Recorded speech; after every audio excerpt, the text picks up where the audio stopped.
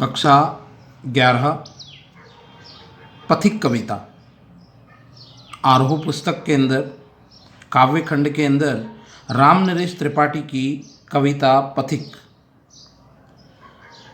पथिक खंड काव्य का पहला सर्ग यहाँ दिया हुआ है जो प्रकृति सौंदर्य से संबंधित है।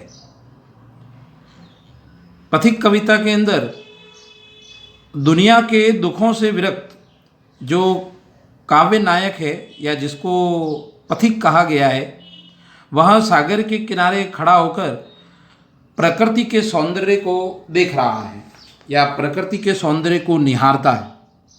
उसी बीच उसके मन में अनेक प्रकार की प्रकृति के प्रति और इस सांसारिक जीवन के प्रति अनेक प्रकार की काल्पनिक भावनाएं जागृत होती है। उन भावनाओं को ही यहाँ बिंबों के माध्यम से, काव्य बिंबों के माध्यम से, दृश्य बिंब के माध्यम से, भाव बिंब के माध्यम से, श्रव्य बिंब के माध्यम से यहाँ प्रकट किया गया है। और मानवीकरण अलंकार का प्रयोग करते हुए कवि ने इस अद्भुत सौंदर्य को यहाँ पर हमारे सामने प्रकट किया है। तो उसी को हम पढ़ रहे थे। तो हमने पूर्व के अंदर इस कविता के अंदर 3 काव्यांशों को पढ़ लिया था। आज हम चौथा काव्यांश है, प्रकृति सौंदर्य की यह अच्छी कविता है, उसको आज हम पढ़ेंगे। तो हमारे सामने यह चौथा काव्यांश है। निर्भय दृढ़ गंभीर भाव से गरज रहा सागर है, लहरों पर लहरों का आना सुंदर अति सुंदर है। कहो यहाँ से बढ़कर सुख क्या पा सकता है प्राणी, अनुभव करो हृदय से हे अनुराग भरी कल्याणी। अब देखिए इसके भाव को हम समझते हैं कि कवि ने यहाँ क्या बताने का प्रयास किया है। अनुराग, अनुराग का अर्थ होता है प्रेम, कल्याणी यानी कल्याण करने वाली। निर्भय दृढ़ गंभीर भाव से गरज रहा सागर है। पथिक कहता है कि देखो सामने निडर स्थिर और गंभीर भाव से सागर गर्जना करता हुआ दिख रहा है, सुनाई दे रहा है। जो निडर है, स्थिर है और गंभीर है, तीनों ही स्थिति में सागर की स्थिति को बताया गया है। लहरों पर लहरों का आना सुंदर अति सुंदर है। वायु के प्रवाह से एक लहर है कि पीछे दूसरी लहर आने का जो क्रम रहता है, हम सामान्यतः देखते हैं समुद्र के अंदर जो लहरें उठती है ऊपर और फिर उसके पीछे के पीछे वायु के तेज प्रवाह से जो लहरें हैं वे समुद्र के अंदर उठती रहती है। तो उसी का यहाँ वर्णन दूसरी पंक्ति में किया है। लहरों पर लहरों का आना सुंदर है, अति सुंदर है। एक लहर के पीछे दूसरी लहर है, वहाँ अति मनोरम यानी सुंदर दिखाई दे रही है। अति सुंदर मतलब अत्यधिक सुंदर दिखाई दे रही है। कहो यहाँ से बढ़कर सुख क्या पा सकता है प्राणी, प्रश्नवाचक चिन्ह है। अपनी प्रेममयी प्रिया को संबोधित करते हुए कहते हैं कि अब तुम संसार के सौंदर्य को अपने हृदय में अनुभव करके बताओ कि इस संसार से बढ़कर कहीं और प्राणी सुख पा सकता है या नहीं, अर्थात कहीं नहीं पा सकता है। प्रकृति का जो आनंद है वहाँ अपनी जो प्रिया है उस प्रिया के प्रेम से भी कवि को या उस पथिक को अलग लेकर जाता है। अर्थात कहने का तात्पर्य यह है कि उस प्रिया के आनंद प्रेम के प्रभाव से भी अत्यधिक प्रकृति का आकर्षण यहाँ पर लग रहा है। अनुभव करो हृदय से हे अनुराग भरी कल्याणी, कि हे प्रिया को संबोधित करते हुए कहता है कि हे प्रेममयी कल्याणी, अब तुम इस संसार के सौंदर्य को अपने हृदय में स्थापित करो और मुझे बताओ कि इससे बढ़कर कोई और हो सकता है या नहीं हो सकता, अर्थात इससे बड़ा कोई और सुख हो सकता है या नहीं, अर्थात नहीं है। क्योंकि इस संसार में प्राकृतिक सौंदर्य से बढ़कर दूसरा कोई सुख हो ही नहीं सकता है। देखिए हम भी जब समुद्र के लहरों को देखते हैं, साहिल पर टकराकर वापस जाती है, नदियों का जो बहना है, झरनों का जो गिरना है, पर्वतों की जो हरियाली है, सूर्य का जो उदय होना, अस्त होना, ये जब जितनी भी बातें हैं ये मनुष्य को कहीं ना किसी न किसी रूप में आकर्षित करती ही है, और एक टक हमारी जो नज़र है वो वहाँ पर रुक जाती है। आगे पढ़ते हैं। यहाँ हमारे सामने है, जब गंभीरतम अर्ध निशा में जग को ढक लेता है, अंतरिक्ष की छत पर तारों को छिटका देता है। अंतरिक्ष की छत पर तारों को छिटका देता है। सुस्मित वदन जगत का स्वामी मृदु गति से आता है, तट पर खड़ा गगन गंगा के मधुर गीत गाता है। अगली जो पंक्तियाँ दी है वहाँ अर्धरात्रि के समय का वर्णन है, संध्याकालीन समय के बाद का यहाँ पर वर्णन दिया है कि जब गंभीर तम, तम है अंधेरा, अर्ध निशा, निशा का मतलब है रात्रि। मैंने बताया कि ये तम है, निशा है, ठीक है, ये जो सारे हैं ये तत्सम शब्द कहलाते हैं, ठीक है ना, ये तत्सम शब्द है। स्मित है, ठीक है ना, वदन है, ये सब तत्सम शब्द है। तो तत्सम प्रधान खड़ी बोली के अंदर इस कविता को हम पढ़ रहे हैं।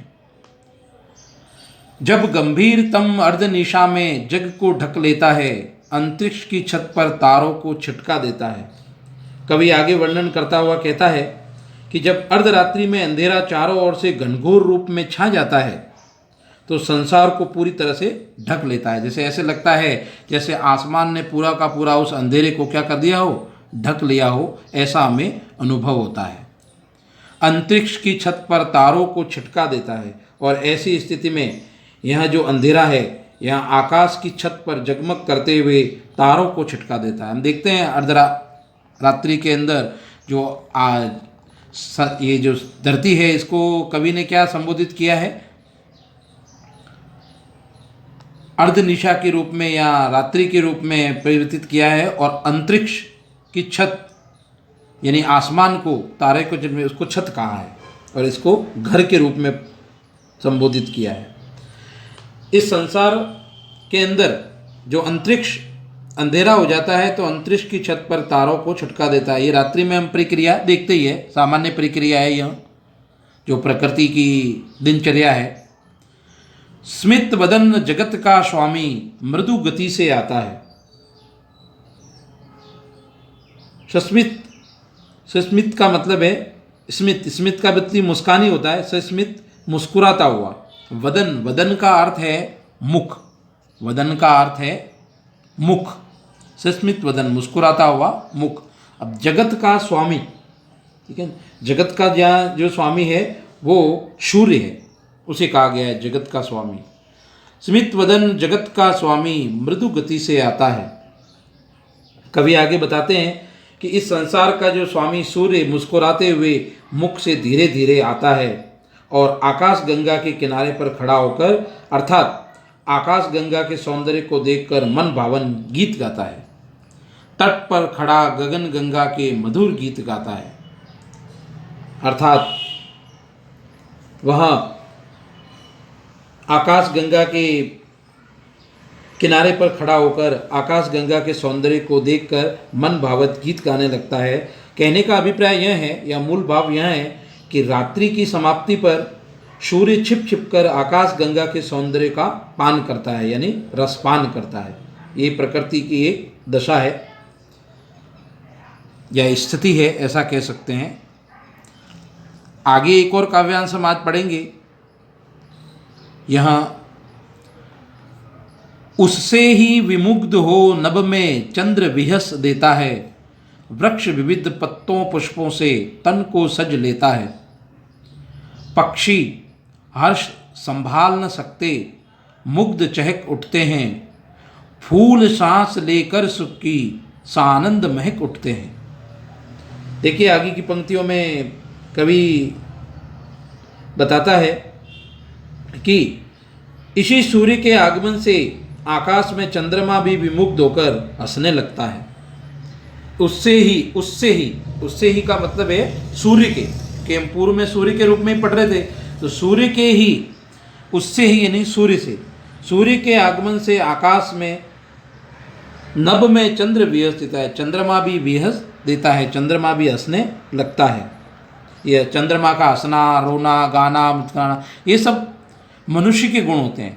तो इसीलिए यहाँ पर प्रकृति के जड़ पदार्थों को मानवों जैसा यहाँ बताया गया है, मानवीय गुणों जैसा बताया गया है, इसलिए यहाँ मानवीकरण अलंकार का प्रयोग हुआ है।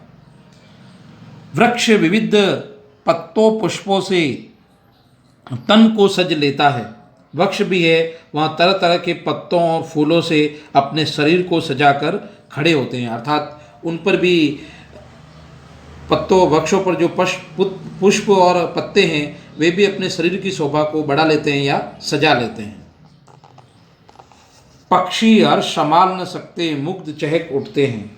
और सूर्योदय पर वृक्ष ही सज्जित नहीं होते, बल्कि इस काल के अंदर ऐसा माना जाता है कि इस समय के अंदर पक्षी भी अपनी खुशी को संभाल नहीं पाते और वे भी प्रसन्न होकर चहक उठते हैं, क्योंकि मौसम ही ऐसा हो जाता है, प्रकृति का मौसम ही सुहावना हो जाता है। फूल सांस लेकर सुख की सा आनंद महक उठते हैं। फूल सांस लेकर सुख की सा आनंद महक उठते हैं।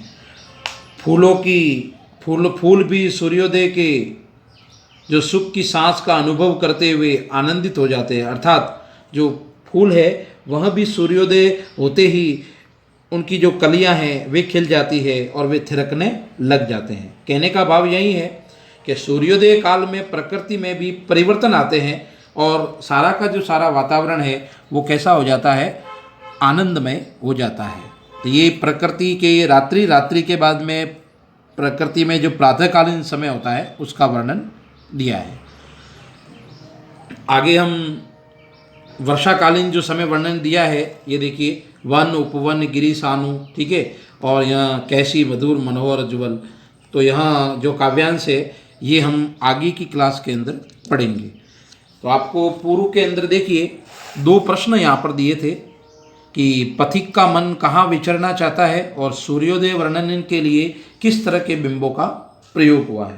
तो आपने कर लिए होंगे, अगर नहीं अभी तक किए हैं तो उनको करने हैं। अभी हम देखिए कुछ और प्रश्नों को देखते हैं आज।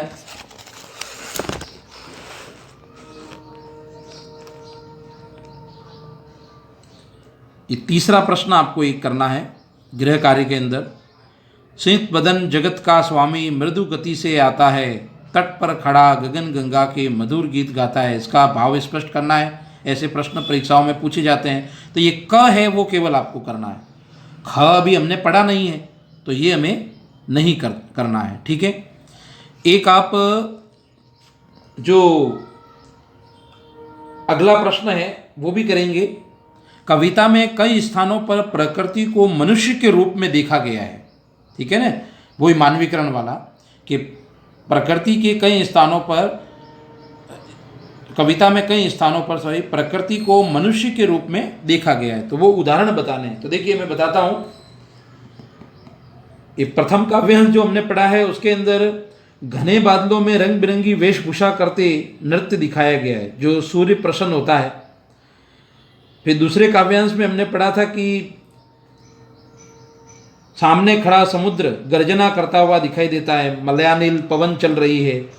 तीसरे काव्यांश में हमने पढ़ा है कि सूर्य की सुनहली किरणें समुद्र के तल पर पड़ने से वो कैसा हो गया है, स्वर्णिम सड़क हो गया है, ठीक है ना, ये हमने पढ़ा था, स्वर्णिम सड़क हो गया है। ये इस प्रकार से ये स्वर्णिम सड़क हो गया है। एक ये है उदाहरण में से।